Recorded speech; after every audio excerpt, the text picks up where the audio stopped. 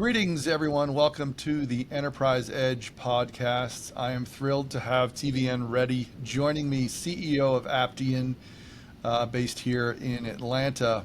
We are thrilled. Aptean is on a trajectory of success with organic and inorganic growth, targeting them towards almost $1 billion in revenue, and really interesting industry-specific strategy is serving them well, and I'm looking forward to the conversation. I hope you are as well. TVN, thank you for joining.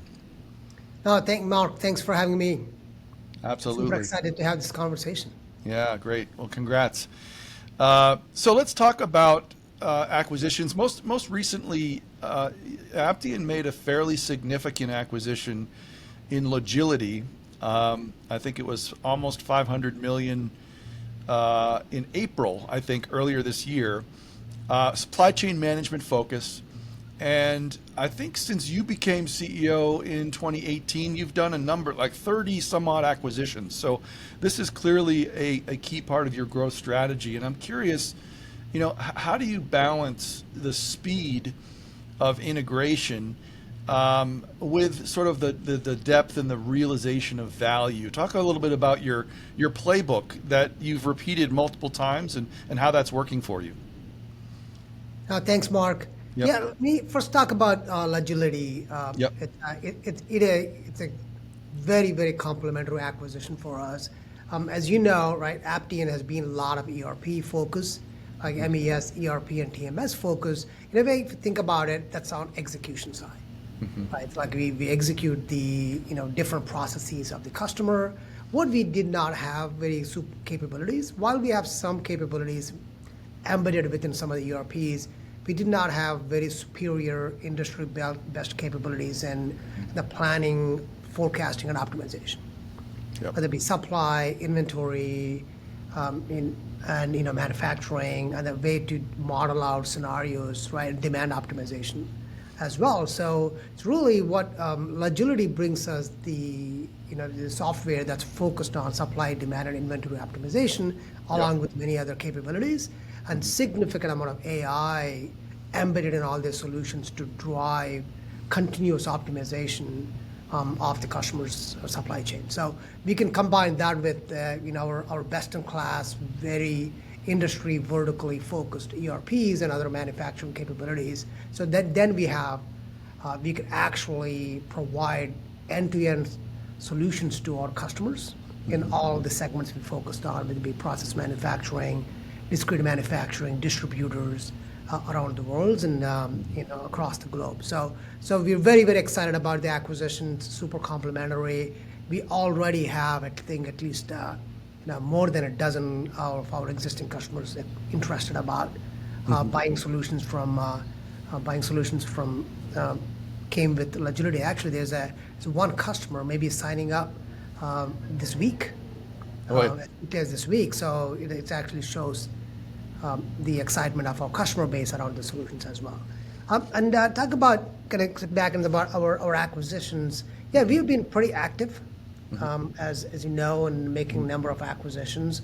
Our primary purpose being, number one, is we're bringing complementary solutions to our portfolio, like Logility, like Paragon for TMS solutions, or right TLX, and we acquired another acquisition recently, Ignition.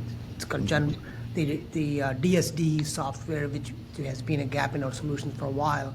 So that's number one reason for us to continue to do it.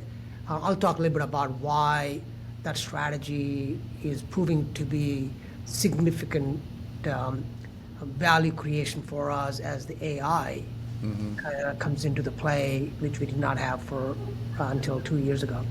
Got it. And the second reason we make a lot of acquisitions is really same vertical. We have a number of solutions. We kind of consolidate different players, and we can offer them better, best-in-class solutions, because with our scale, we can invest heavily into those businesses and in the products. For example, the food and beverage solution, we made a lot of acquisitions. We probably spent over $60-70 million over the last 6-7 years building the best-in-class, bar none, award-winning software in the market. Got it. Yeah, I mean, it has worked really well for us. We will continue to make accretive acquisitions. That's just part of our strategy. Yeah, no, that's great. No, there's two thoughts, two follow-ups on that, TVN. One is you mentioned a key point, which is existing customers being interested in Logility's solution and value prop, and I think that's a key part that we've seen anyway, is the revenue synergy that comes from these acquisitions. In other words, demand from your existing client base for the acquired capabilities and vice versa, right? It sounds like that's what's playing out for you guys. Is that fair? Yeah, absolutely. That's definitely playing out. And also, even when we go for new prospect, right, new customer acquisition, Yeah. we're able to present a value proposition that nobody else has. Right. That's right. And the other piece is, I read the other day that, one of the indicators of success for acquiring the way you all are, accretive acquisitions, is what happens to the customer base during the integration period. In other words, what has happened to Logility's customer base during the integration period. So if they are, for the most part retained, there's not a lot of, flight or attrition, it's a good indicator or a predictor that the go forward entity is going to be successful. It was an interesting thought, right? When people talk about all the failure stories of, very promising acquisitions that happen that don't end up actually delivering value in the end. And this supposition was, well, look what happens to the customer base during that vital integration period. And I thought that was interesting. I'm curious what you've any observations on that? Does that ring true to you? Yeah, I mean, Logility, I mean, their customer base is thrilled, right? Yeah. We didn't have any Yep. any losses resulting from acquisitions, and our conversations with the customers Yep. have been great. Like I said, both sides, the customers on both sides are seeing the value Yep. of Aptean, right? Aptean, obviously, our scale, we can put more innovation with AI, everything else behind the products they already love, they've been using. And then the second aspect of that is really, it's for a customer, potential customer, maybe thinking about long-term viability of their product because they're doing business with smaller companies. Logility is a reasonable sized company. A lot of our companies we acquire are smaller. So their customers are a little bit worried about, hey, what's going to happen to my vendor, right? Who's like a $10 million business? Can they invest into AI and all these technologies? It's going to lead me into future. So they feel at ease when they know their products are now backed by a large company with $900 million of revenue. That's right. Right, and then they have a path, and we can articulate our investments behind it. So Yeah. now, not only Logility, all the acquisitions we have done over till date, our customer loss resulting from acquisition has been like nothing more than a typical customer loss they would have had without acquisition. Yeah, nothing unusual. Okay, great. Well, good. Well, let's keep moving. I didn't introduce you properly and tell people about your deep engineering background, but I know that you're an engineer and a developer at heart, and I'm a technologist, right? And so this era that we're in with agentic AI, we have to talk about that, right? And people are even calling this year, 2025, is sort of the year of the agent, right? 99% of enterprise developers are exploring AI agents, right? However, kind of the real world ERP implementations, they're still sort of, chugging along. And so there's this concern that there's a lot of hype, there's a lot of theater, there's a lot of marketing around agentic AI. And I think that's true. I'm curious from your background, what's your assessment of where agentic AI is in the market, but more importantly for Aptean? How prominent is it in your development plans and your product plans? Yeah, great question, Mark. Obviously, Yep. it's a topic very close to my heart because I am a technologist. Yep. Yeah. I mean, from industry perspective, right? I'm probably one of those guys who are pretty bullish on AI and how it's going to transform the world, especially you talk about healthcare, right? How great the healthcare could be with all the data on AI, right? The educational system, And as we have seen in the previous kind of innovation cycles, we're going to end up as as humans, as a planet, a lot more, more employment, better quality of life, right? Longer, right, longevity, a lot of those great things that we all expect from it. So, it's again, obviously, I'm a big proponent of the technology, especially this. And stepping back about really talking about agents and AI. But the reality is we have them now, right? Uber runs agents, and Amazon has agents, and we have agents, and our software has agents. But it just people don't we didn't necessarily call them all of that historically. Now we have a different, right, like a new name and new language to talk about.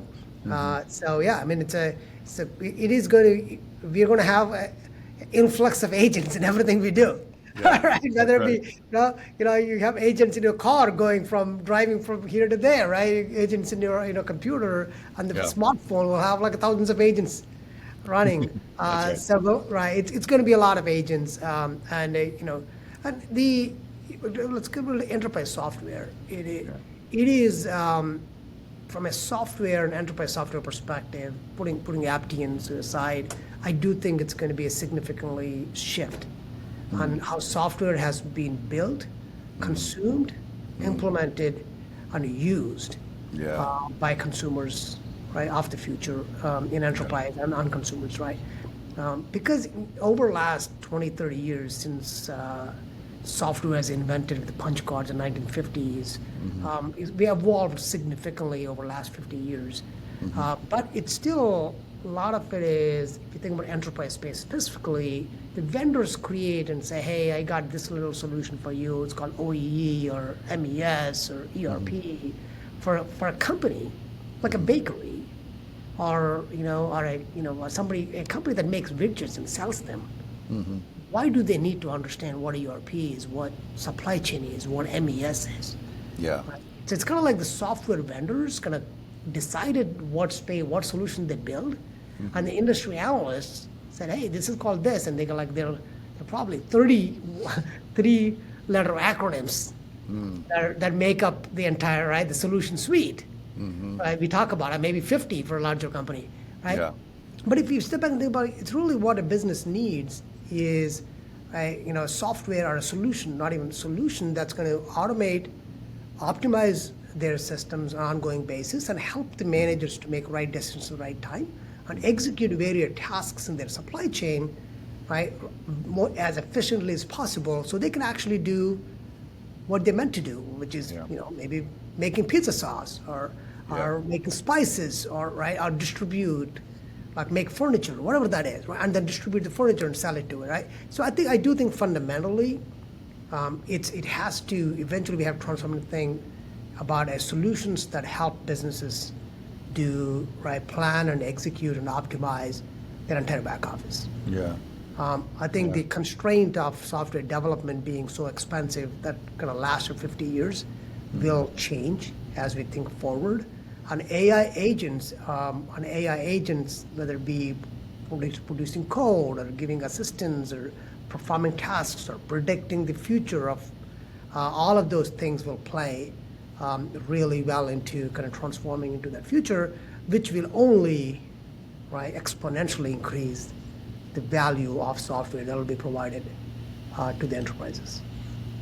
It's fascinating time. I mean, you mentioned it a little bit already, and that's the economics of enterprise software consumption are changing and look like they will continue to change rapidly with autonomous agents, performing actions and delivering value without, in some cases, human intervention, or maybe with less human intervention. There's plenty of human in the loop use cases that will persist, I think, for a long time. It's changing how software is commercialized and monetized, right? To your point, where kind of moving towards consumption-based models and outcome-based models, and not just seat licenses or things like that. And I'm curious again, your perspectives on that. Do you see that as well? And what is Aptean doing about that? Yeah, great question, right? So from Aptean perspective, prior to answering the kind of the pricing perspective, Yeah. just from a solution, right? How we are approaching the AI, in our solutions is really around how do we drive higher efficiency for our customers, and at the pace they want, right? They can adopt, they can consume it, so they can drive their top line growth or whatever their outcomes are, right? To be able to drive that. AI, from agents, we were talking, Mark, is like, we've got a number of agents, right? Agents will be all over, everywhere. They assist you, and depending on the role, it could be different things they do. And then the two things I actually think will make significant difference it's really not agents per se, it's the workflows. So every business has a workflow. Yeah. Right. And then their workflow, think about new customer onboarding workflow or end of month closing, right? Different workflows that happen in a business, they're not just one agent. It's the agents and people involved in it, their customers involved in it, their employees involved in it, different roles involved in it, to be able to kind of like have their workflow. Today, if you draw the workflow, there are a bunch of steps in the workflow. People do all our tasks. In future, some of those nodes in the workflow could be done by AI. Yeah. Right? Yeah. Some could be done by automation. So that is kind of like where I think rubber meets the road. Yeah.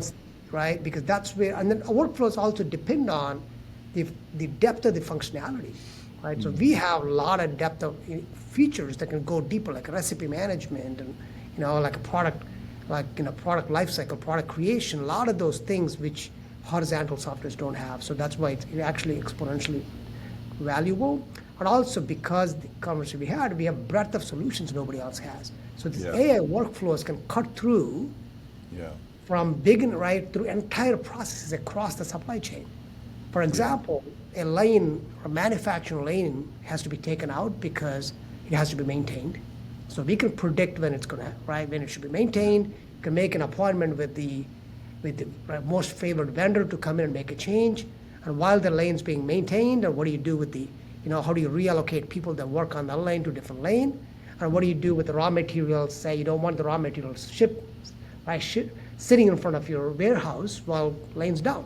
Yeah. How do you schedule that, right? How do you schedule output, right? Your trucks sitting on the dock. You don't want them in trucks because you're not making that much product.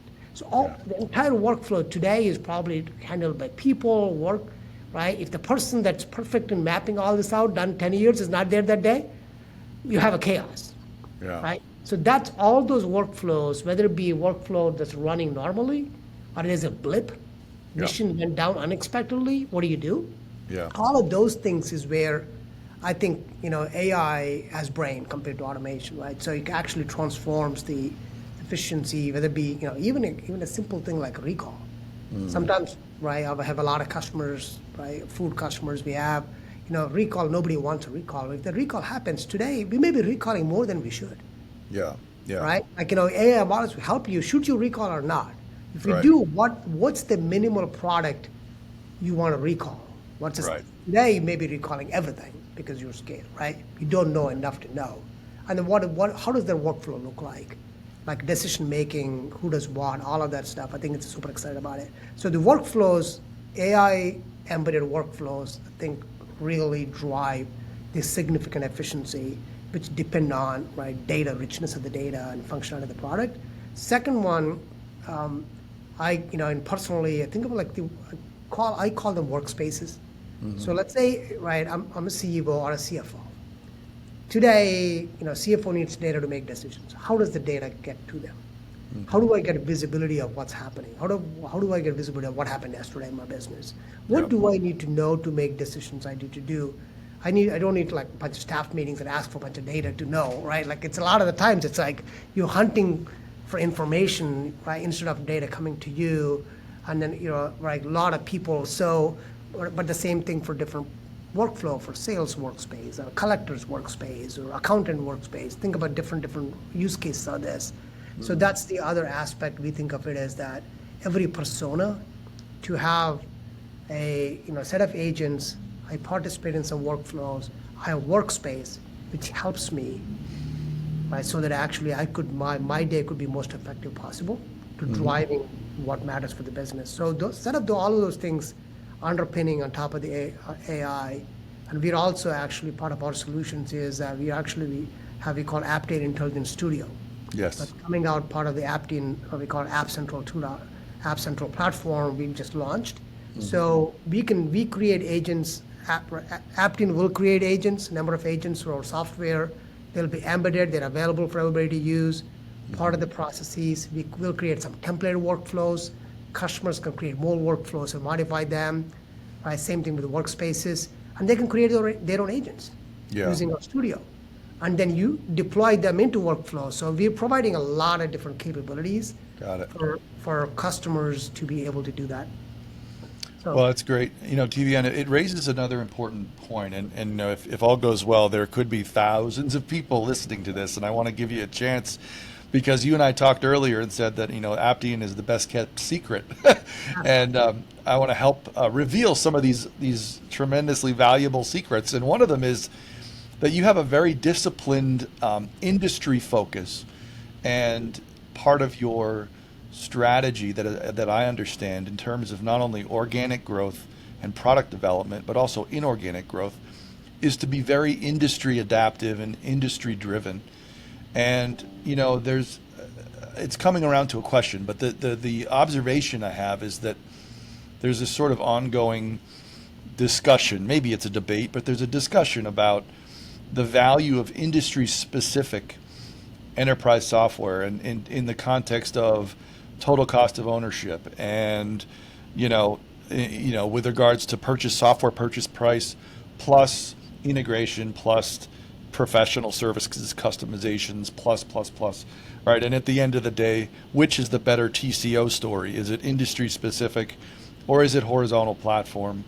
And I continue to see evidence that industry specificity is paying off for a lot of the players out there, ERP as well as other enterprise software players. And I maybe want to just simplify it down to, if you were to describe why does it make sense for Aptean to focus the way it does, even from a human capital perspective? I know you have very deep expertise, industry deep expertise that is actually hard to replicate by competitors. But why is that the choice that you've made? Is it a value premium offering that you're able to offer customers? Is it actually lower cost from a TCO perspective? Tell me a little bit about the why behind that strategy. Yeah, great question, Mark. Yep. Yeah, I mean, we've been, from our DNA, always has been, right, industry specific software. That is, that's built into our DNA. Every application product we have is a purpose-built application with a deep, rich set of capabilities. Now, obviously, with acquisitions, we have very broad set of capabilities as well. So, the depth and functional depth of our capabilities and the breadth obviously makes us a unique company in the market. I mean, if you think about how many companies have an ERP and transportation solution, almost none, right? And then now with the supply chain and demand, supply and inventory optimization, forecasting, and the planning portfolio, we are sort of in a unique place from a category perspective to provide end-to-end solutions. From industry solutions, obviously, there's no comparison between the value and TCO that customer gets from using a horizontal platform versus industry. I mean, people can, when they make a selection, they go, it's a little bit cheaper, looks a little bit cheaper on surface. But over the 3 years, I think, it's very proven. There's a lot of data that suggests that industry-specific software is delivered 2.5x to north of 2.5x ROI, right? The speed to implementation, the depth of the implementation, the core of the business, whether it be what they do, gets touched with industry-specific software. Yeah, horizontal software can close the books, right? But it doesn't touch anything related beyond that, operations, all of that. But that's where the differentiation of a business A comes against business B, is how you optimize the operations and how you can deliver quality product to their end customer. So we've been, and it is built upon, it is our DNA. And it's actually, if you think about AI, you brought up, it actually exponentially compounds the value. Yeah. Because, right, industry-specific softwares have the data that is very industry-specific as well, which horizontal right? AI, as we know, is all built on data or workflows. Yeah. So Yeah. the richer the data we have about the company and the workflows, and then the more value of AI would be. And as we been talking about, App Central is a platform. So we are actually approaching the kind of like the historically we talk of platform players like SAP or NetSuite built a platform. They're like a mile wide, inch deep, call them right, mile wide, inch deep platforms, and we're deep, right? We're like a mile deep, right, Yeah. and mile wide because we're approaching the insane suite of applications, a platform, a suite of applications that are purpose built, Yeah. which are mile deep, right? Yeah. That's so it gets the best of the platform capabilities and the investments we're making in the platform, the AI and everything else, while the applications are deep and that have that mile deep capabilities. So I think it's going to be a significant value proposition for our customers. And from an ROI perspective, I just don't think it's even comparable. Yeah, exactly. I mean, you and I talked about it. The breadth and the depth Right. is hard to find, and like I said, takes time and is actually a very high barrier to entry for your competitors. So I think it's a very strong position. So this is great stuff, TV. I wanted to talk about geographic strategy, right? I thought there's an interesting. I did a little bit of research, and you can keep me honest on the numbers, but back around the time you became CEO, which I think was 2018, is that right? That's right. That's right. From a geographic perspective, 84% of Aptean revenue was North America. Again, keep me honest. And I think it's down to slightly more than half, like 55, 56% today. And I think you have a stated goal of being somewhat half and half, North America, rest of world, a couple years from now. And first off, keep me honest on those numbers. I think they're roughly correct. But I guess the better part of that discussion is that a deliberate strategy to sort of internationalize the business, globalize the business? And if so, what do you hope to gain from that strategy? Yeah, great question, Mark. Yeah, your data is pretty close to right. I mean, it's been Yep. about 84, 85% back when I became CEO. Yep. We primarily North America. We had bulk of the rest in the UK. Yep. We didn't have we have very little outside of UK, even in Europe back then. Right. So today we are roughly 55-45, and we will probably be 50-50. I mean, the strategy really has been the reason to do that. Obviously, we have our transportation vehicle routing solution we acquired in UK is the best, right? We brought that solution over to North America. We have marquee customers, right? Adopt that solution from new prospects to existing customers. So there's obviously, we're following where the best in class solutions are available for us to acquire, and we bring them. So a lot of those happen to be in Europe because Europe is right, is less consolidated than North America. The second thing is in our solutions, a lot of our global solutions are our food and beverage solutions or our apparel solutions. All of our solutions are global, truly global. So we Yeah. are not only selling, so we are investing heavily into the product and innovation. So going global will create more addressable market for us. So food and beverage solutions, we're selling in North America, we're selling in UK, we're selling in Germany, we're selling through partners. So it gives us a bigger market, which in Yeah. turns, right, afford us to invest more into the products. Thank you so much, TVN. Always a pleasure. Thank you for your time and your insights. Congratulations again on all of your success and your team's success at Aptean. Thank you all for listening. We'll catch you next time on the Enterprise Edge. Thank you. Good night.